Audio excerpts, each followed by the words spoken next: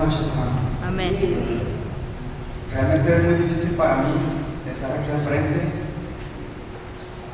porque pues quien no me conoce, a las personas que vienen por primera vez, mi nombre es Jesús Gabriel Gómez Martínez y soy un simple seguidor de Cristo que anhelo conocer cada vez más y más de Él, y reconozco que me falta muchísimo para...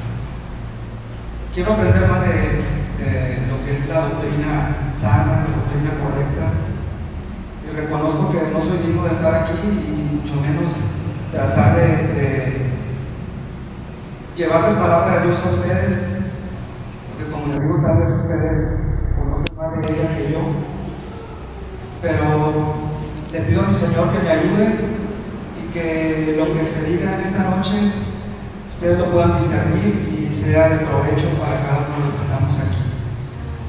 El tema que Dios me puso traerles se llama las marcas de una iglesia saludable. Todos sabemos que en estos tiempos sobreabundan las doctrinas allá afuera, como ya fue predicho que en los últimos tiempos iban a sobreabundar falsos predicadores, y lo estamos viendo. Hay muchas corrientes doctrinales, ellos le llaman iglesia y nosotros les podemos llamar sectas, pero es difícil a la vez para alguien que estamos aprendiendo de la palabra de Dios qué es una secta y qué es una iglesia. ¿Qué iglesia tiene una sana doctrina y qué iglesia se ha desviado de esa sana doctrina?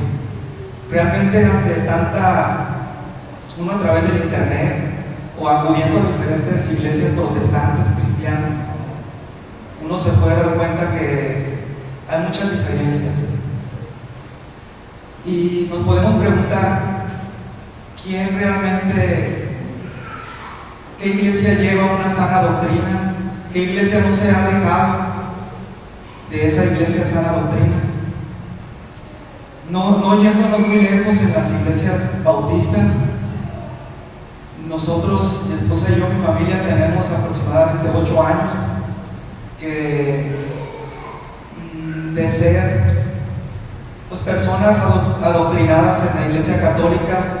Alguien nos habló de Cristo y Dios nos trajo a esta iglesia, y poco a poco hemos aprendido cada vez más y más de su palabra, pero en estos 8 años hemos visto cómo ha habido muchos cambios a cuando llegamos y actualmente, tan solo hablando de la primera iglesia, no se diga en otras iglesias, ya sea bautistas o de otras denominaciones cristianas, entre comillas. ¿Será importante una sana doctrina? ¿Será importante la doctrina para llamarnos iglesia o cuerpo de Cristo? Sabemos que el templo es el edificio y la iglesia es los que conformamos el cuerpo de Cristo. La iglesia somos nosotros. En Mateo 16:18 es un versículo muy conocido y sobre todo muy defendido por los católicos, la iglesia católica romana. Dice, Jesús le dice al apóstol Pedro: y yo también te digo que tú eres Pedro, y sobre esta roca edificaré mi iglesia, y las puertas del Hades no prevalecerán contra ella, y a ti te daré las llaves del reino de los cielos, y todo lo que atares en la tierra será atado en los cielos, y todo lo que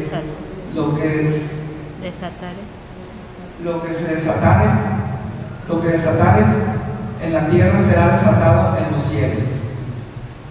Los católicos utilizan mucho este versículo para decir que por medio de Pedro, que ellos dicen que fue el primer papa, y a partir de ahí la asociación de papas, dicen ellos, a partir de ahí ellos sustentan de que ellos son la iglesia fundada por Cristo. Pero yéndonos más a fondo a al contexto de este versículo, podemos ver que Jesús le dice a Pedro: lo que atares en la tierra será atado en los cielos, y lo que desatares en la tierra será desatado en los cielos. Se refiere a, más que nada, disciplina. Y podemos ver también, o podemos, estudiando la Biblia, no solo un contexto aislado, sino diferentes, estudiar la Biblia más en su como un todo, podemos ver que la roca en la cual Jesús edifica la iglesia es Él mismo. Jesús es la roca, la piedra angular, la piedra principal. Jesús es el fundamento en el cual se edifica la iglesia, y no es un hombre. En Hechos 4:11 dice: este Jesús, el mismo Pedro lo dijo, este Jesús es la piedra reprobada por vosotros los edificadores, la cual ha venido a ser cabeza del ángulo, la piedra principal de su iglesia. En Efesios 2:20 el apóstol Pablo dice: edificados sobre el fundamento de los apóstoles y profetas, sobre el fundamento de los apóstoles y profetas, Jesucristo mismo,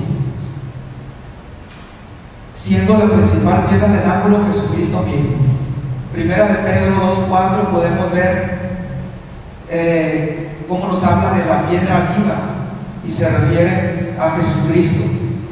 Jesucristo es la piedra principal en la cual se fundamenta la verdadera iglesia de Cristo, y no en ningún hombre.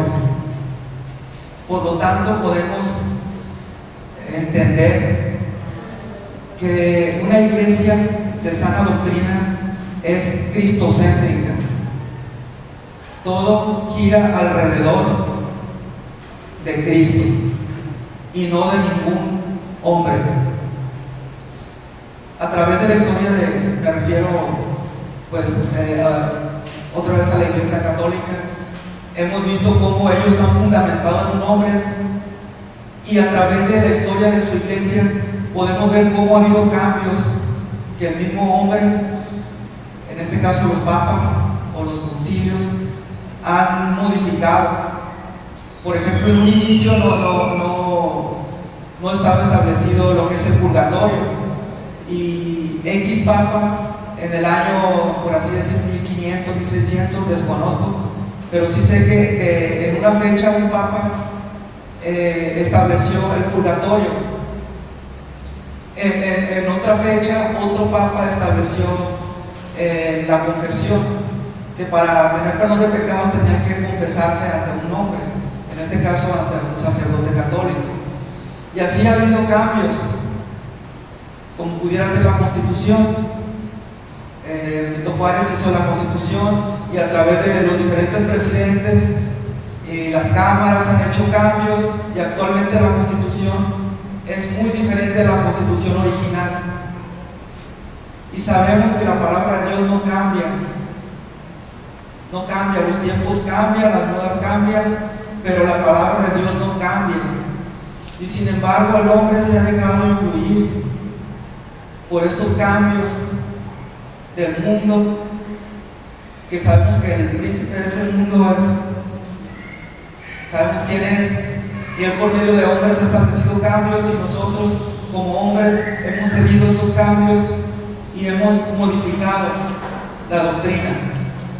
Estaba escudriñando en las diferentes iglesias bautistas. El internet es una herramienta útil, pero también hay que tener mucho cuidado, mucho discernimiento, porque cualquiera sube su información, y a veces podemos tomarla por una información verdadera, y tenemos que llevarla a la palabra de Dios para escudriñar si realmente lo que se nos está ofreciendo ahí es de acuerdo a la palabra de Dios o ya está adulterada. Pude investigar algunas iglesias que le llaman, algunas de ellas iglesias bautistas reformadas,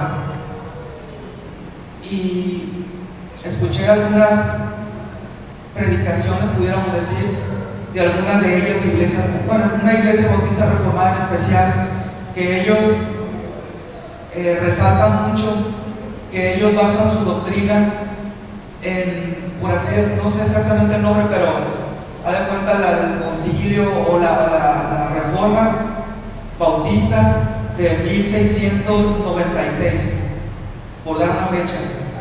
Y ellos conservan, desde esos siglos atrás, conservan todavía son muy celosos en no modificar ellos o permitir que corrientes nuevas entren a su doctrina y la alteren. Ellos se conservan mucho en base a esa reforma de ese año, de siglos atrás. Y sin embargo, podemos observar que no ocurre en la mayoría de las iglesias. Hemos permitido muchos cambios y tal vez hemos permitido que el mundo esté entrando a nuestra iglesia. Y tenemos que ver qué cosas de allá afuera son acordes a la palabra y qué cosas no. Bueno, voy a mencionar únicamente 5 marcas o 5 puntos que tienen que ver con una sana doctrina. Hay muchos más, pero voy a tratar de ser lo más breve posible y no me voy a referir a 5 puntos. Y a la vez, esta predicación, bueno, esta pequeña meditación es para pedir a la iglesia también la necesidad de que necesitamos conocer como bautistas, tener bien claro en qué creemos. Yo ayer le pregunté a los jóvenes y resalto los 3 o 4 jóvenes que acudieron a la reunión de jóvenes. Les pregunté que si sabían en qué creían como bautistas o cristianos como bautistas, y ninguno de ellos me dijo ni siquiera un solo. Vamos a empezar con 5 puntos. El primero sería: una iglesia de sana doctrina debe tener una predicación bíblica. Vamos a Hechos 20:27. Por favor, el primero que lo tenga, que lo lea en voz alta.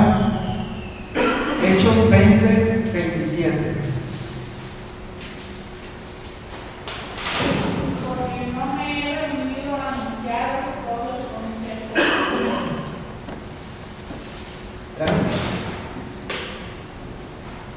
Dice el apóstol Pablo en un discurso de despedida que estaba dando una iglesia, porque él sabía que no lo iban a volver a ver en esa iglesia. Y él les dice en este discurso: porque no he rehuido anunciar todo el consejo de Dios. Él les está diciendo que él no se negó, que él fue valiente y siempre les anunció o les enseñó todo el consejo de Dios. En muchas iglesias, o muchas veces los que estamos aquí al frente, de alguna manera no queremos ofender a los hermanos y diluimos la palabra, que sabemos que es como una espada de doble filo, que penetra hasta los huesos, los discernimientos, los pensamientos. Pero si la diluimos, ya no es esa espada de doble filo, o sea, no es una espada, pero ya está pulida ahí de tal manera que ya no tiene el filo que debe de tener. La palabra debe de ser como es. Dios es un Dios de amor, infinito amor, infinita misericordia, infinita gracia, de la cual necesitamos cada uno de nosotros, porque ninguno somos delante de Él, ninguno somos merecedores ni dignos. Pero nuestro Dios es un Dios de justicia, omnisciente, que nada queda oculto ante Él. Es un Dios que, pues, tan celoso de su palabra, y nosotros estamos obligados a decirla tal y como es, porque al fin de cuentas no es mi palabra, no es la palabra que esté aquí al frente, palabra es la palabra de mi Señor Jesucristo. La palabra es palabra de Dios, es de Él. Y yo estoy obligado a decirla tal y como es. Ustedes no son mis ovejas, ni ovejas, o en este caso ovejas terrenales del pastor, pero principalmente son ovejas que están prestadas únicamente, porque son ovejas del Dios Todopoderoso. Entonces hay que llevarles el alimento como es, completo, todo el consejo de Dios. Un ejemplo, cuando ese joven Esteban, les habló con valentía, ese joven, ahora pensamos que el joven y los ministerios de jóvenes es el congreso y quizás y pura alegría y pura diversión, y vamos todos juntos. ¿Cómo era un joven en aquellos tiempos?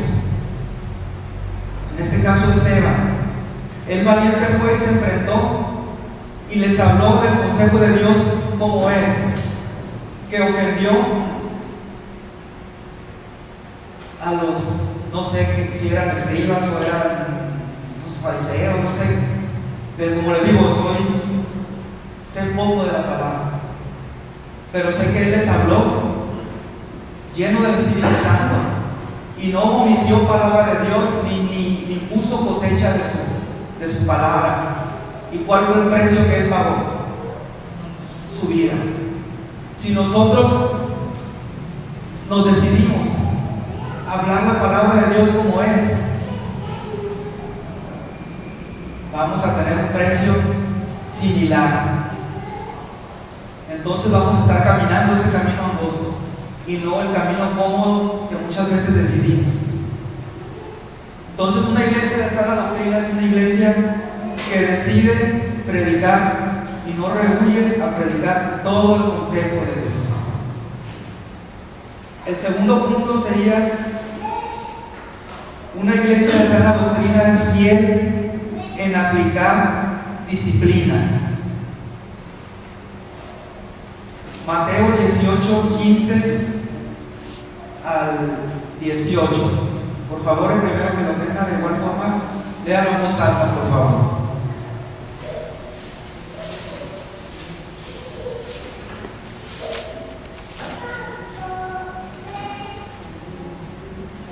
Mateo 18.